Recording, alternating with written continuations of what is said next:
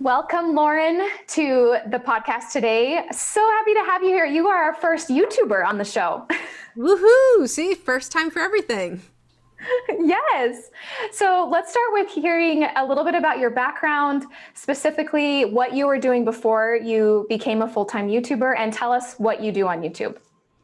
So my background's a little bit different than some people, but I teach guitar lessons on YouTube. I'm a guitar teacher. I also used to teach voice lessons in person. But I started off, I was a scientist and I was just really, really passionate about music. So I quit my job working for the pharmaceutical company to go and do music full time. And of course, when you're doing original music, playing in bars and stuff, you don't make a lot of money up front. So I took up teaching to, supplement my income. And I guess it turns out I was really good at it. And I did guitar and voice for many years. I started solo out of my home. And then, I opened up a music school. So I have a few brick and mortar locations in the Boston area doing music lessons. So I got out of the teaching because I was more on the management side of things, but I really missed that teaching aspect, but didn't really have the time to do the one-on-one thing anymore. So I was like, how can I teach and do what I love to do, which is music, but not have it like that I needed to be in a specific time and place the same day, same time every week. So I decided that I was going to start doing some YouTube lessons online, and I started uploading videos there and became pretty successful at doing it. I just broke 100,000 subscribers earlier in the week. And so I'm having a blast over there. That's Thank huge. you. It's pretty big. Yeah, I mean, that's like the first big milestone to hit on YouTube. And I have courses and stuff that I sell online, so that's really how I make my money on YouTube, is through different online guitar course instructions. So that's kind of, I guess, the tying in of the teaching online. You have such a story. So you are a scientist. That was your profession. You loved music and then kind of shifted into teaching, running studios, and now completely online with your YouTube channel, and that kind of funnels people into your guitar course. So I know that teachers listening, their wheels are spinning, because a lot of teachers love, just like you, love that teaching and they love the one-on-one, but they want maybe a little bit more flexibility. Maybe they have one course that they could sell. Tell us a little bit about how you promote your course. I saw that you have a guitar course that you offer on your website. How do you promote that through your YouTube channel, and how is it working for you? Is it successful? Yeah, so I have a website too that I promote all my guitar stuff on. I think everyone should have a website if they're in business. We are, it's 2021, but I use YouTube mainly to get attention. So people are on YouTube. YouTube is a search engine, so it's a platform where people are asking questions. How do I do this? How do I do that? For guitar, like, how do I restring my guitar? How do I play a C chord? So there's people who are actively on YouTube basically typing questions into a search engine, and I'm hoping to be the answer to that question that they have. And if I provide an answer to their question and I make an impression, sometimes they're curious enough to go over to my website. But I do have certain videos where I do promote something. So say, for example, I'm doing a lesson on strumming and rhythm. I usually put like little mini infomercials in the middle of those videos saying, hey guys, if you like what I'm doing in this video, go over to my website. I have an entire course on strumming. I'll put a link in the description below. You guys can go and check that out if you want more information. And so a lot of times, I'll get email from people saying, I've watched 5 or 6 of your videos on YouTube and I really like the way you teach, so I decided to buy your course. And I get emails like that all the time. And even for people who have, private studios, I get a lot of people who email me and just ask, do you still teach privately? Can I take private lessons with you? So even if you're someone, if you're not like me with the music school, I usually just refer them over to my music school. But if you're someone who's teaching privately still and you have a YouTube channel, people are going to reach out to you and say, hey, can you teach me? Because you're showing them what you do through a video format and they like it, so they want more. YouTube's amazing. It's such a great way to connect with people in such a real way, where you are just in front of the camera being yourself. There's no hiding anything. And it's a great way to really show off your skills. What would you say to teachers who are maybe hesitant to put themselves on camera in the beginning. I'm sure for you, it wasn't like the first video you made, you were like the star. Same thing for me. Like it Yeah. doesn't just happen. It takes a lot of work.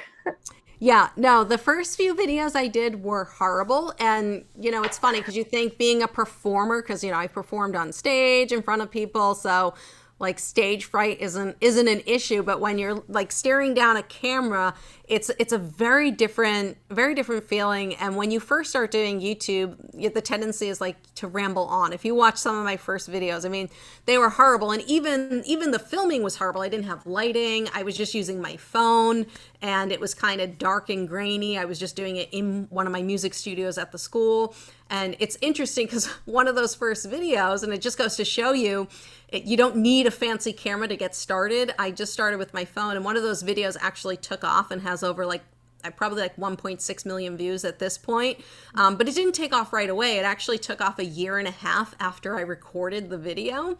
And it's like, I'm embarrassed because it's like this horror. The content's great, but the video quality is very, very bad. It's dark, it's grainy, but people really like the content. So I think it just goes to show you, that we can never wait for like the perfect moment to do anything in life. And I think, if you have a phone, just hit record, get a tripod, hit record, do the best you can with what you have. I didn't really upgrade my equipment. Like right now I have this really nice Canon TI7 camera, with this microphone and the lighting, and I didn't have any of that in the beginning. I probably didn't upgrade my equipment until I started making money on YouTube to pay for the equipment. Because I mean, the camera I have is like, it's like $700 with the lens, so it's not cheap to buy one of those fancy cameras, but you don't need a fancy camera. A lot of the cameras today, if you have an iPhone or whatever you have, those cameras shoot in HD now. You might not be able to do like a ton of videos in a row,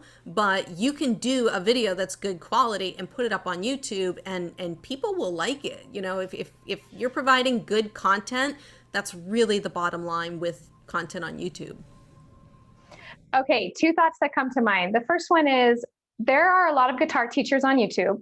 So how do you set yourself apart? Because there could be piano teachers watching or voice teachers going, well, it's a saturated market. I don't know that anyone's going to watch my videos. So what is your branding that kind of is something that draws people into your channel and your site?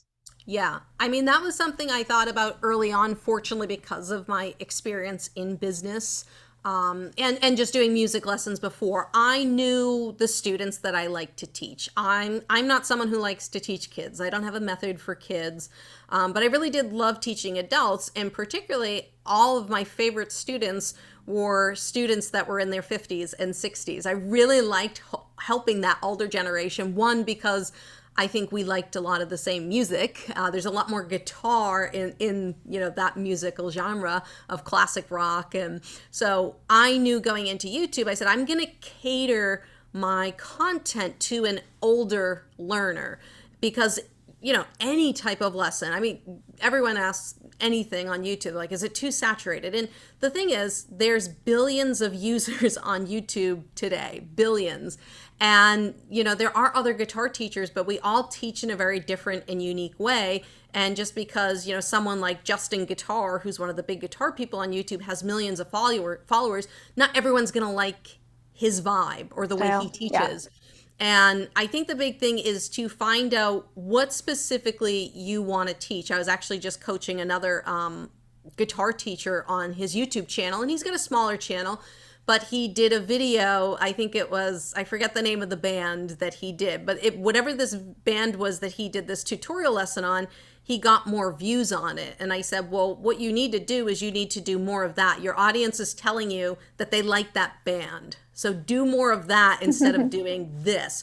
So find out, especially if you're teaching music, what are the bands, what's the music people want to listen to? So if you're trying to cater to a younger crowd, you're going to be doing the Ariana Grande stuff. You're going to be doing, the things that are coming out right now. If you have an older crowd like me, I'm doing the Beatles, I'm doing CCR, Eric Clapton, a lot of like classic rock stuff because that's what my people want. I'm doing Elvis. Yeah. And every once in a while I'll throw in something that's newer to try to go a little bit broader with my audience. but my newer stuff never does as good as the older stuff because I've really dialed in my channel for an older audience. And I think that's the big thing with starting anything new is you have to go narrow first, like really get specific on who your audience is. My audience is a male retired person, and they're into classic rock. They drive, like, they might be a veteran. So I have a very specific person. I get women. I have lots of women who take my course, but I'm going after a male oriented audience, and I'm going very specific. As my channel grows, can I get wider? Can I get bigger? Yes. But I would really focus in on what your audience wants to learn. Such a great answer. And as you're talking, I'm thinking about, from a business perspective, it is so important to niche down into not only what you want to teach, but who you want to teach. And some teachers see that as such a negative thing because they love teaching ages 3 to 90. And you go, well, you can still teach ages 3 to 90, but you promote yourself as this type of teacher, because then you get fans.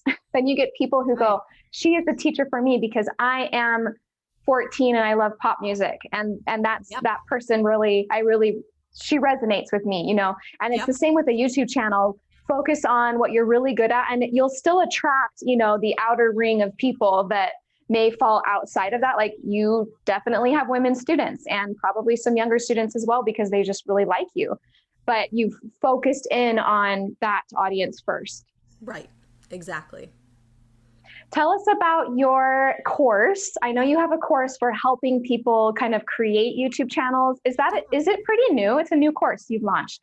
Yeah, it's a newer course that I launched. It's actually, it's in pre-sale right now. It's leveluponyoutube.com. And I had a lot of people, because I was very active over COVID on YouTube and promoting what I was doing, and started having a lot of success, and was selling all these courses, and people see like all my students like tagging me in photos, and they're like, I had a lot of teachers reach out, what are you doing? Like, how did you do it? Yeah. And so I put together a course of some of the things that I've learned over the years, either just doing my own research or taking other courses or working with coaches myself, and even things that I just figured out on my own, being like, hey, this works, versus this doesn't. So it's kind of a little bit of the strategy that I use to grow my channel, because the first 2 years, maybe even more like the first 3 years, I was really just kind of like willy-nilly doing YouTube. I throw a video up here, throw a video up there. I knew nothing about like what you're supposed to do in a video. Like I said, when I did my first videos, I'm like rambling off, going on to all these tangents, and I'm like, this is horrible. So as I got better, I learned, because YouTube is a search engine and it's owned by Google, which is the #1 search engine, that you really need to treat it like a search engine. And if you're treating it otherwise, you may get ignored by the algorithm. But I always tell people, YouTube is a long-term game. It's not like a get-rich-quick thing. Mm-hmm. But I also want people to know, like, you don't need millions of subscribers or even hundreds of thousands of subscribers to make money selling digital courses through YouTube. I think I was actually going through the data today just to get some more information for people, and I pretty much was able to make like a full-time income on YouTube around like 25,000 subscribers, which is not a lot in the grand scheme of YouTube. And how much time did it take you to get there? Like what year did you start to get, and then when did you get to 25,000? Yeah, so my first video was uploaded April 2017, and the end, kind of like the middle of 2019, things started to turn around.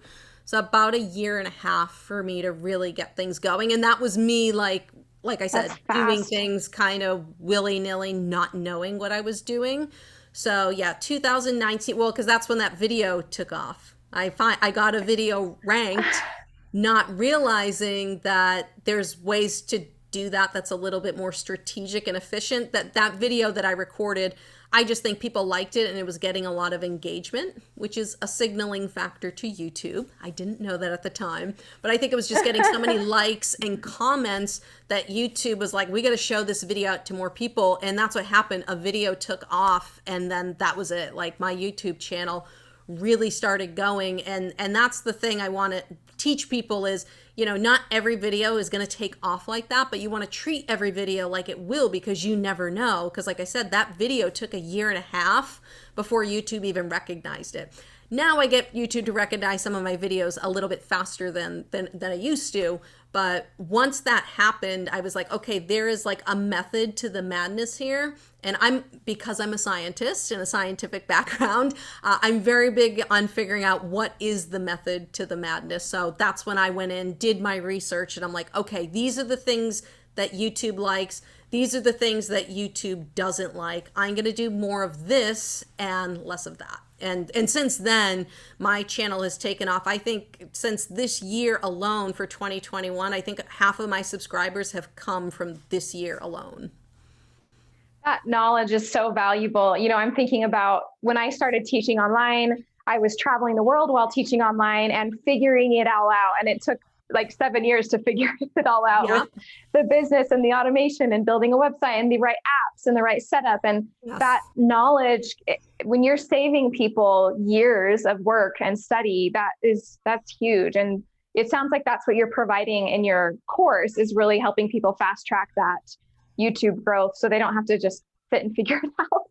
Yeah, and you know, another thing that that I like about YouTube versus other platforms is YouTube is something where you can take some time off if you want to. I mean, the minimum for YouTube is at least releasing a video once a week, which isn't a lot for content. I mean, you think of like Facebook and Instagram, those algorithms will start ignoring you if you miss posting for one day. So it's like with Facebook, you know, you make a post and it might stick around for a few hours, but then it goes away and like no one ever sees it again usually. Whereas YouTube is evergreen. If you get a video, if you get a piece of content that's really good, and YouTube starts promoting that video, it will keep promoting that video. That video could be getting you views 5, 6, 7, 8 years down the road. So that's the great thing about YouTube. You can do something once and make it work for you for a long time, which is like how I've built my entire life. Put the time in once and get paid for it multiple times. I actually have a channel and I have more than 800 instructional videos on my channel, and I haven't added to it in a few years. I mean, I used it for when I was traveling so that I could teach remotely. And I have revenue from that channel because it's just become a go-to for people looking for how to play a song. Yep. And it's just sitting there. It's really remarkable. Yeah. I mean, that's it. I mean, look at you, haven't done much to it and it still makes you money even though you're not really doing anything. So I wanted to ask something about when you're creating a video, do you have a couple of tips, starter tips for a teacher who just doesn't know, they might not know what to say at all, like how to start a video and then how to have good camera presence? Yeah. So camera presence is something you develop over time. I mean, you can see here, even in this interview, I'm pretty comfortable with being on camera because I've been doing it for years now. I've been doing YouTube about 4 years now. So I'm really comfortable talking to a camera and being expressive. So that's going to take time to develop, but the more you do it, the faster it comes. In terms of scripting a video, ideally what you want to do, like I said, YouTube is a search engine. So when you start the intro of your video, get right to the point about what you're going to teach someone. So say, for example, I was going to teach someone how to hold a guitar. I would say, you know, whatever your intro wants to be. I say guitar enthusiast. That's what I call my people, guitar enthusiasts. And I'll just say, hey, guitar enthusiasts, in this video, we're going to talk about how to hold a guitar. Let's get into the lesson. So it's like you're just telling them right away, this is what the video is going to be on. And you can see, I mean, I'm Italian. I use my hands a lot anyway, but you want to be very expressive. On YouTube, almost, if you have too much energy, it's enough energy, because if you're watching your video on silent and you're bored by the action, your watchers go, because that's part of YouTube. YouTube is how long can you keep someone watching a piece of content. If someone watches your video and you have a 10-minute long video and they only watch 30 seconds, YouTube's going to be like, well, this video must not be that good because people are only watching it for 30 seconds. So when you're doing videos, try as best as possible to, you know, script an intro. I usually just do bullet points, like this is what section 1 is going to be, section 2, section 3. So if I'm teaching a song lesson, hey guys, we're going to do this song. I have a little intro reel. It's just my animated logo that goes by, and then I just tell them, hey guys, this is the song we're going to be doing. First, I'm going to tell you what chords we're going to use for this song. I'm going to give you a strumming pattern for this song. We'll go over the verse and the chorus, and at the end, I'll just do a little playthrough for you. And then I go into each section in detail, but I've kind of given them a little outline of what to expect, and then just go through it piece by piece. And people always ask me, how long should I make my videos? As long as it needs to be to answer the question. No more, no less. If you're trying to if your video ends up being 5 minutes, don't talk for another 5 minutes to make it 10 minutes. Like if it ends up being 10 minutes, perfect. Then that's what you needed to get the answer to that particular lesson out. So that's my advice on recording lessons. But the biggest thing is just to get started. Oh, that's so good. Getting started and then recognizing that it's going to take some time to get to the point where you feel comfortable on screen. And I will tell you, teachers, that the first few videos you do when you watch yourself, you will feel really awkward watching yourself and listening to yourself. I rarely listen to my own podcasts. I don't love it. I still don't love it. But when you realize and understand you're providing value for people, and when you start getting those comments and feedback and emails, I think that's what probably motivated you to keep going.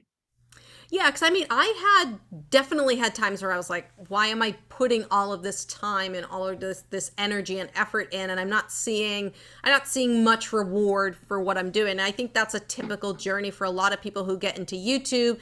They upload 10 videos and they're like, great, everyone's gonna be watching. It's like when you open up for business, when you first start your music studio, you're like, okay, I'm gonna put up my little Google account, my website's up, everyone's gonna come flooding in, and you're like, nobody's calling me. Why not?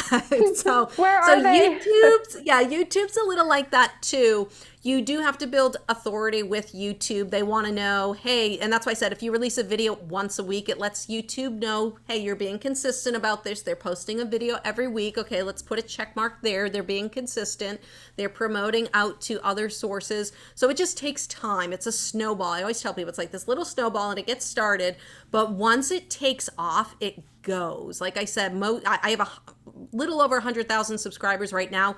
Half of those have come in this year alone. So once that snowball starts going, it really starts taking off. But YouTube is probably going to beat you down for about a year to try and make you give up.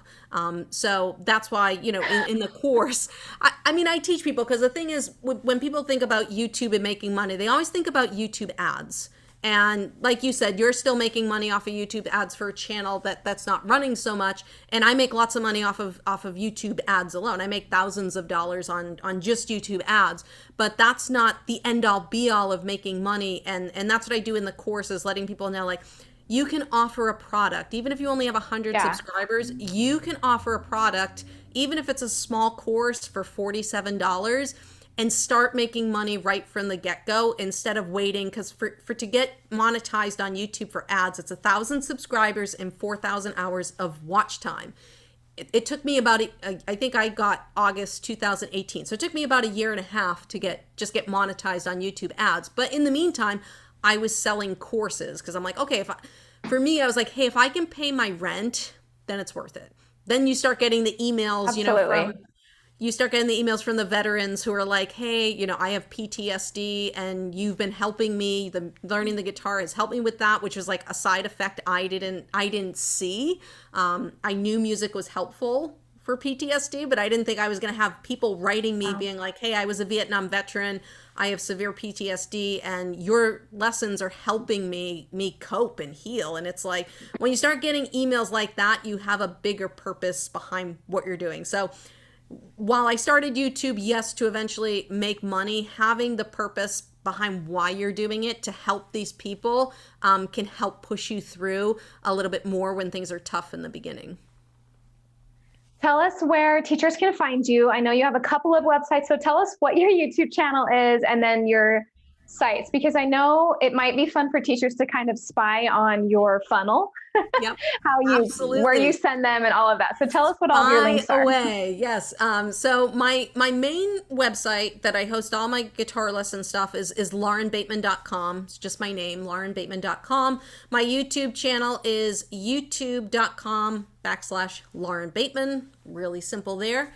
And then the other website, like I said, if you go to Level Up on YouTube, that is the new YouTube course that I am working on. It's in being edited right now, so it's on pre-sale. You can save money if you buy it early. We're gonna have everything probably uploaded. It's looking like probably middle of July. So once it's fully uploaded, the price goes to the full price. So if you're interested, feel free. You can always shoot me an email, info@laurenbateman.com. If you have any questions, feel free. I'm more than happy to answer them. Thank you, Lauren. And one more question. I forgot to mention this, but you don't have a degree in music. This is a passion that you've had, but Yeah. tell us a little bit about how you kind of use that in your messaging. Like it's a unique approach to teaching because you don't have a degree in music. Yeah, I guess it's one of the when we're talking about like marketing, it's an angle that I play, and Right. sometimes I make other music teachers angry with some of the angles, but it's true because it's the things that, again, listen to the wording and the messaging that your audience is telling you why they're attracted to you. Is for people, especially older adults, they felt like they were going to learn, from all these teachers who went to Berkeley. I'm in Boston. There's a million Berkeley guitar teachers in the area. So why would people pick me over someone who went to Berkeley? They're probably more qualified because they went to Berkeley. Well, my thing was that I was going to teach people how to learn music without getting bogged down with music theory, because that was a big thing that a lot of my students who came from other guitar teachers in the area, they were like, all I want to do is strum my guitar and play a song. And this guy started me on, fourths and fifths and augmented whatever. And they were just like, it was like they were talking French to me. So that's the messaging I put out. I put out that I'm the beginning guitar teacher who's going to speak to you in a language you can understand. And that's what I do with a lot of my marketing is just, I tell people like, I'm going to help you play songs. I can teach you the music theory stuff down the road. I know how to do it, but in the beginning, let's just have fun. And that's my marketing. Because I tell people, I'm just like you. I don't have a degree in music. I picked up guitar and taught myself mostly how to play guitar. I know the struggles of trying to learn on your own for years, and I don't want to see you go through that. So let me help you do what will help you get to playing songs that you know and love the fastest. So we'll throw the music theory out the door. When we need it, we'll bring it in. But until then, we're just going to have fun on the guitar. That's awesome. Thank you so much, Lauren. This was so fun. I'm going to send teachers your way. The links are in the show notes or below the video, and we'll be sure to send you lots of love. Awesome. Appreciate it. Thank you guys so much.